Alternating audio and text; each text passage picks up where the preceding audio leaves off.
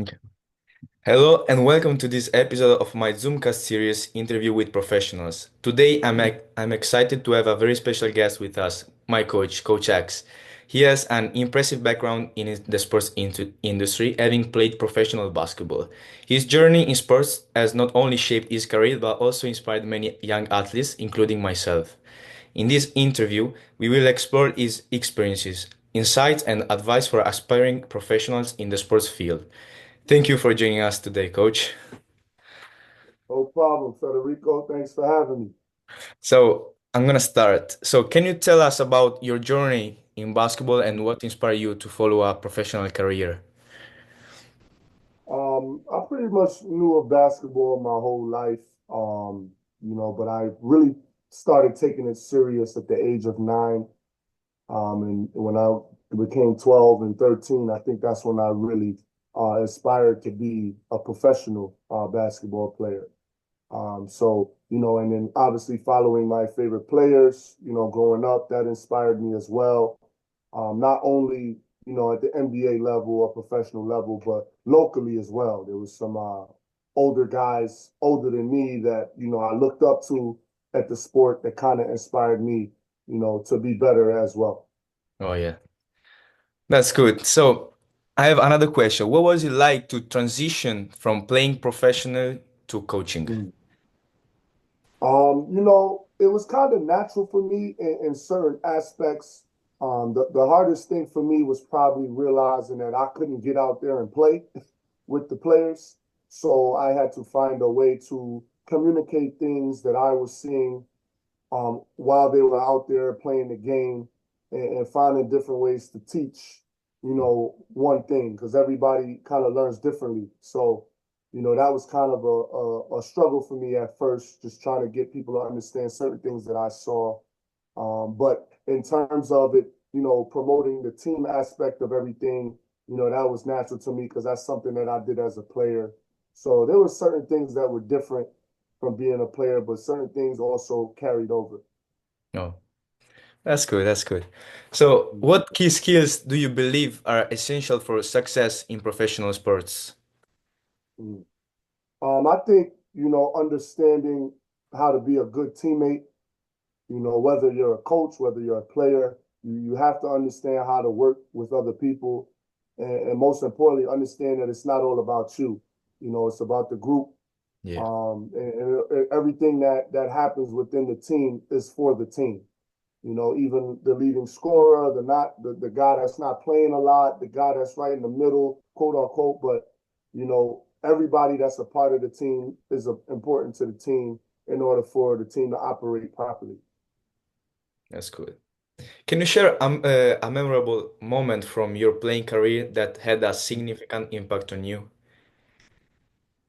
Yeah, I would say my junior year at Edinburgh University.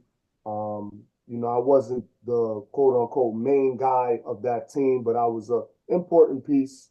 And we had our playoff game, and my assignment was one of the guys on the other team. He was about 6'6". He was one of the leading scorers in the conference, and that was my defensive assignment.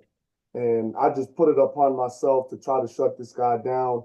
Yeah. I held him to 6 points. I didn't really score a lot that game, but the way every my teammates received me after the game, my coaches, you would have thought that I scored 30. And that was kind of one of the moments for me where I realized you can impact the game other ways outside of just scoring the ball and still get the same love from your peers. You may not get it from the fans and everything, but as long as your peers respect you, that goes a long way. Yeah. So, how did that moment shape your approach to the game? It helped me to relay that message to other players. Like, listen, you can kind of like how I tell you guys, you can not score a point, you can have a bad shooting night and still have a good game. Yeah. So I think that really triggered my mindset then, not knowing when I would get into coaching. I never thought I'd be coaching as early as I did, but that mindset is something that I carried over, into being a coach. Yeah, that's true. Like you can have like 10 points game, but you can get Mm. 10 rebound, 10 assists. So it's a And good still game get it. because with 10 assists you can make 30 points because it's on like it's it is like all threes is 30 points. So I Yeah. think it's I think it's better to have 10 assists and 10 rebound than probably have 15 points. I don't know. Hmm. For Yeah, me, it's, I agree. I agree. yeah. So what advice would you give to young athletes who inspire to play at professional level? Number one is master the fundamentals of the game. Don't get caught up in the tricks. That stuff is cool, but you got to master the fundamentals and understand the fundamentals too. Understand the game, watch the game. Don't just watch highlights. Try to learn from those that came before you. Ask questions. Um, those all of those things, help a player become great. And most importantly, you got to have a work ethic. If you really loved it, you would work at it. You're not going to become good at it if you don't put the work in. Um, I would say that also, like what I touched on earlier, understanding that it's not always all about you. Everybody's going to have their moments. You're going to have your moments. Your teammates are going to have their moments. Be happy for your teammates. Be happy for other people's success, within the team. Yeah. So are there any common mistakes you see young players making? Yeah, one that's kind of a pet peeve for me is when they come in the gym and they just start shooting threes. I believe that, when you come in the gym, you should start right in front of the basket, Yeah. work your way out and go from there. But just some workout habits that I see, not so great. And going back to the fundamentals, you know what I mean? Sticking with that. Even Steph Curry, when he walks in the gym, he starts right in front of the basket. There's a reason for that. You know what I mean? So, even when I was coaching here, one of the best shooters I ever got a chance to coach, he shot 53% from three every day. He came into the gym right in front of the rim, right in front of the rim, and worked his way out. Whether he shot great the night before or not, that was just his routine. So, that's another part of my advice. Try to have a routine, that you can kind of Yeah. keep with you. I mean, it can change as you grow and get better, but have a routine, because that'll keep you consistent. Yeah. I agree with you. So what are some of the biggest changes you've seen in the sport since you started your career? Like changes. I would say the pace has definitely changed. I think it's a faster game. The amount of three pointers that are taken is definitely a lot more as well. So I guess the style of play has changed in a way. Um, I do think we need to revert back to some old ways, depending on the personnel of teams. Not every team is built to shoot 30, 40 threes a game. And I think that's where the game is going now. Everybody's starting to just jack up threes, but it's lowering the quality of basketball that we're all seeing. That looks good for Golden State. That looks good for the Boston Celtics, but that may not look good for the Utah Jazz or, for the Washington Wizards. I feel that at least at the professional level, teams are starting to lose an identity. You know what I mean? Like Yeah. I would say early 2000s, mid 2000s, if you played the Memphis Grizzlies, they had two great back-to-back basket players. So they had a style of play. Then you would play Golden State, they shot a lot of threes. Then you would play this team that was every team kind of had their own identity. I'm starting to see that a lot of teams are starting to look the same. They're copying a lot of the Euro stuff and we're losing what is it? What's a good word to put? Originality. You know what I mean? We're Original. losing some Yeah, of that, yeah. but I think it'll come back around eventually. I think that's how the game goes. There's changes, there's people that try things and stuff like that. And then, I think at some point, we'll figure it out. Yeah.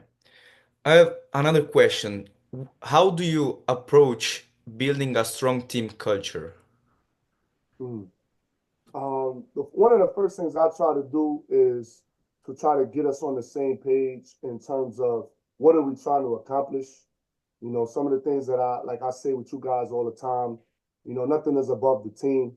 So I think just trying to work that into the mindset of the team that it's about, we got to be Yeah. about each other.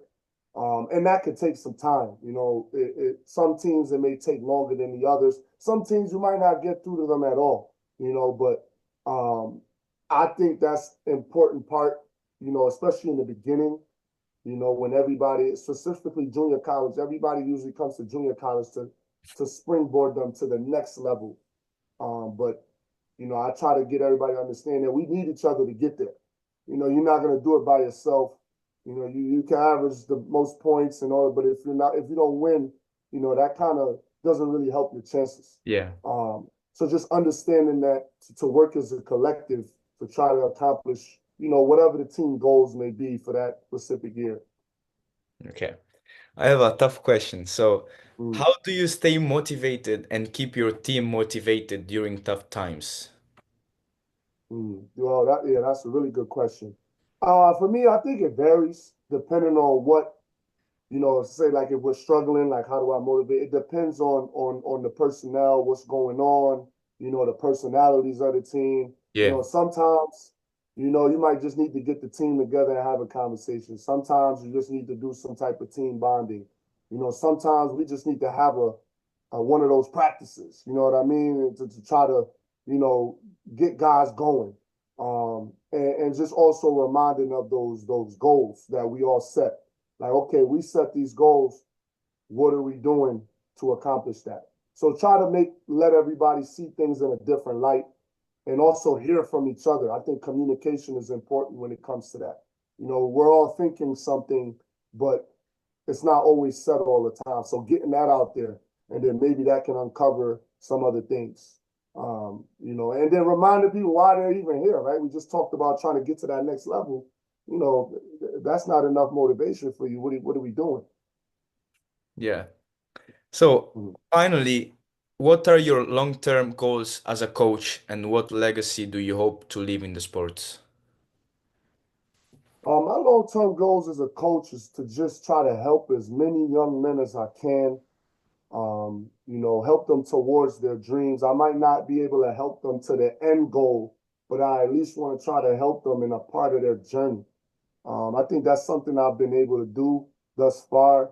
My goal is to also win the Yeah, region, and hopefully eventually win a national championship. And also down the road, move on to a higher level when the time is right for myself. I've had some opportunities, but the time is not right for me at the right this moment. But I know down the line that's something that I want to do. that's good. I'm done with the Mm. question. Thank you so much, Coach, for sharing your insights and experience with us today. It has been incredibly valuable to hear about your journey in professional basketball and lessons you've learned along the way. Your advice will inspire many young athletes as they follow their dreams in sports. Thank you, Coach X, for your time, and I appreciate your commitment to helping the next generation athlete. All right. Thank you, Federico, for having me. Thank you, Coach. Have a great All day. right. See You you. too. All right.